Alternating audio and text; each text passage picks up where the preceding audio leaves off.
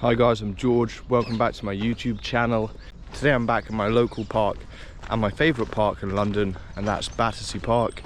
It's a beautiful sunny day, some nice spring weather, and I've actually seen the other day when I was going through the park that they've got a nice boulevard of cherry blossoms. So I'm actually just on my way to find that and do a painting of the cherry blossom, which has become a bit of a ritual for me this time of year. I'll go out and try and paint some cherry blossom because it makes for a very interesting subject to paint.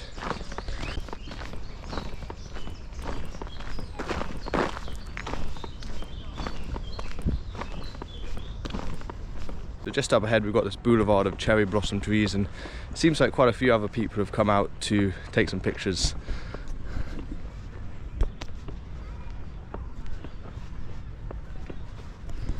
So yeah, really pretty. Got some white cherry blossom, some pink cherry blossom, and the thing with cherry blossom is that it doesn't last very long at all.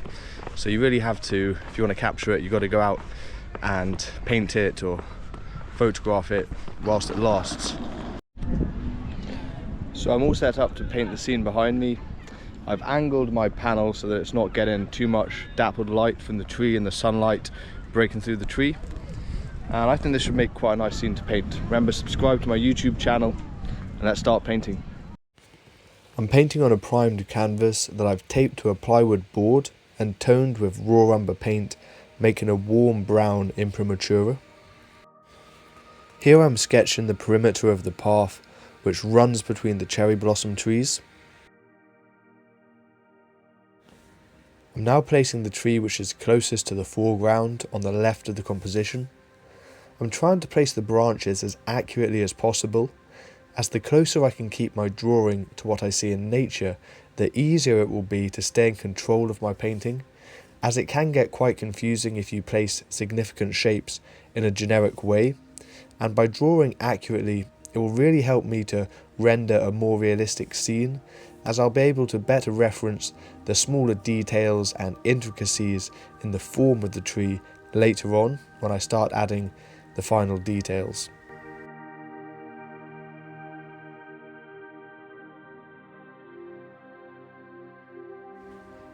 Here I'm placing the shadow shape which the tree is casting, which falls on the grass and onto the path, where the shadows of the expanding branches and blossoms create a dappled light effect on the path.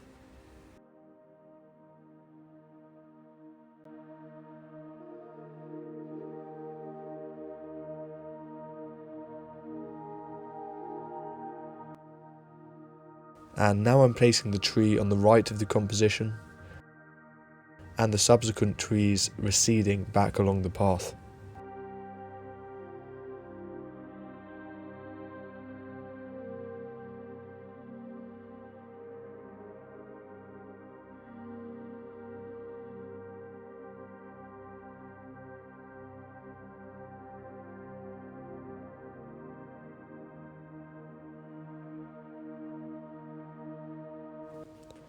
I'm now painting the sections of the tree trunks in shadow using a colour mix of raw umber and ultramarine blue.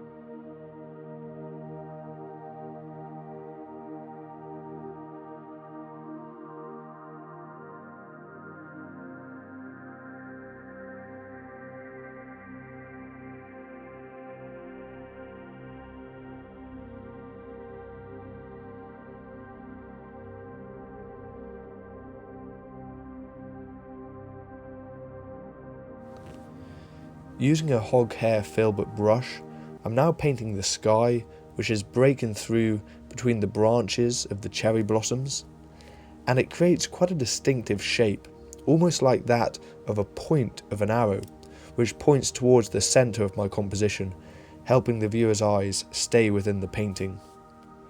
To paint the sky, I'm using a colour mix of ultramarine blue, manganese blue, titanium white and a small touch of raw umber paint to tone down the chrome of the blue slightly. I'm also adding more titanium white to the sky lower down the closer the sky gets to the horizon. I've actually made this colour mix for the sky slightly darker in tonal value than I normally would when painting a landscape, and the reason for this is I want the lightest part of the painting, the lightest light, to be the sections of the cherry blossoms which are catching the sunlight. So by painting the sky slightly darker, it will give these light sections of cherry blossom more visual impact and help clearly distinguish them from the sky, which in reality is very close in tonal value. And as a general tip, I find it helpful when painting landscapes en plein air to really consider the tonal range within the scene and how you can create a clear and effective composition. So this may involve lightening or darkening different areas of the painting to make an overall stronger and more engaging image. And one thing you can do is you can do a quick thumbnail sketch in pencil or charcoal before you start painting, and this can really help you get a grasp of the tonal values and what will look good as a composition. I'm trying to avoid painting the blue of the sky over the sections of the painting where the cherry blossoms will be, as I want to keep my colour mixes for different sections as clean as possible, as when working with oil paint, especially with this alla prima approach where I'm painting wet paint into wet paint and trying to bring the painting to a close in one session, so the paint will be wet throughout, and as a result layering the paint can muddy the colours and affect the tonal value of the colours as well. But if you're painting over a period of days or weeks, you can paint the entire blue sky first and then wait for it to dry, and then paint the trees and cherry blossoms over it the way they sit in front of the sky in nature. However, doing this with wet paint would be problematic, so here I'm trying to paint around the big areas as much as possible to avoid the colours mixing on the canvas.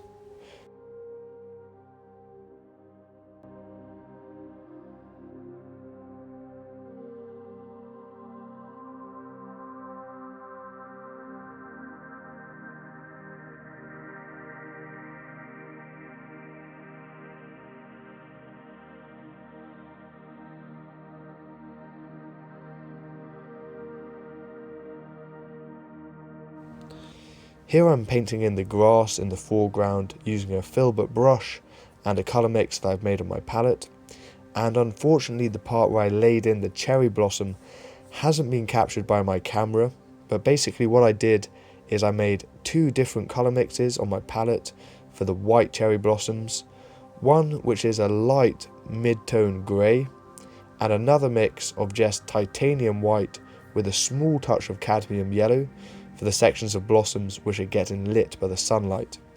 And I've painted these highlights on thickly using a fine round brush.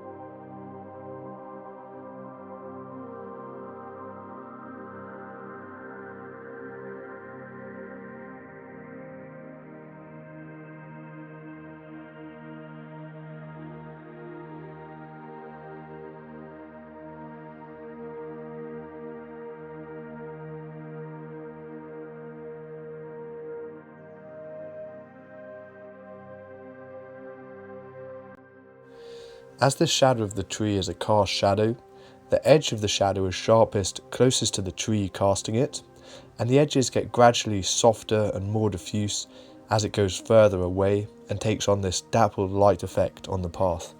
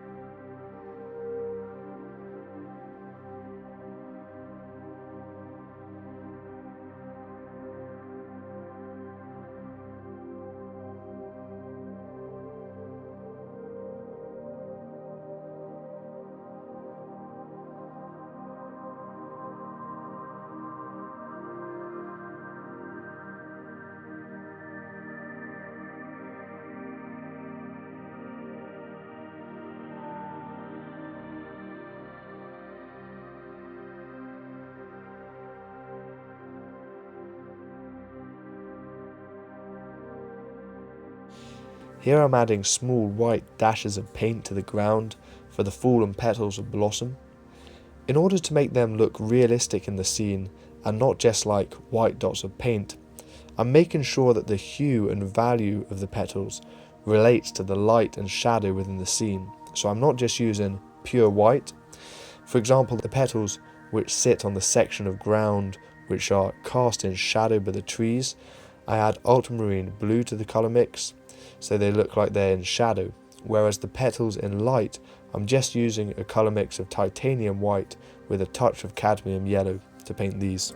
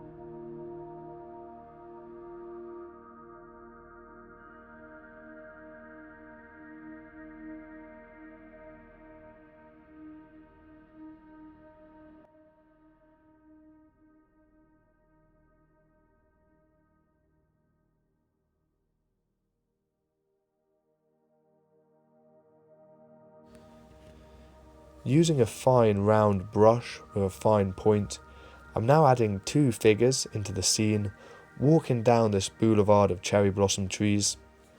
I like adding figures into my landscapes as they help add a sense of scale to the scene and the features within the painting. They also add a bit of narrative and visual interest too.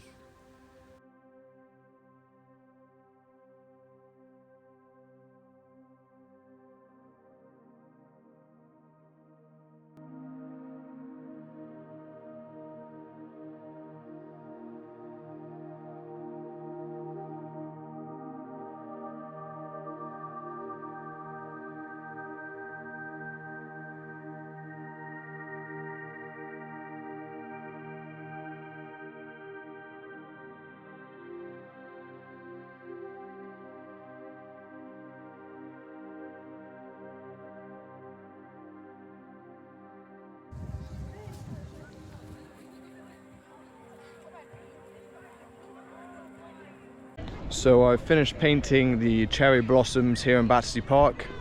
I really enjoyed painting here. Quite a lot of people took pictures, spoke to me and everything, which was nice, and definitely seems like the place to be if you want to see some good cherry blossom in London. But like I say, the cherry blossom doesn't last that long, so you really just got to get out and paint it when it's there. If you enjoyed that video, please do subscribe to my YouTube channel and give it a like. Also, if you've got any questions, let me know in the comment section, and I'll see you in the next video.